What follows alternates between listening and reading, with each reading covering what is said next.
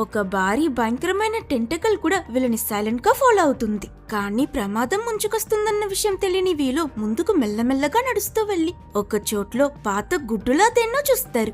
Antique piece లా ఇంత విచిత్రంగా ఉంది, డైనోసార్ గుడ్డ ఏంటని వీళ్ళంతా సర్ప్రైజ్డ్ గా చూస్తూ ఉన్నప్పుడు హఠాత్తుగా వెనక నుంచి వాళ్ళ కంపెనీ సీఈఓ ఎంట్రీ ఇవ్వడంతో తుల్లిపడతారు. విషయం తెలుసుకోగానే ఏం జరిగిందో చూడటానికి కంగారుగా వచ్చిన ఆయన వర్కర్స్ చెప్పిందంతా విని ఆ గుడ్డుని చూసి, సరే సరే భయపడకండి, దీన్ని మనతో పాటు తీసుకువెళ్దాం.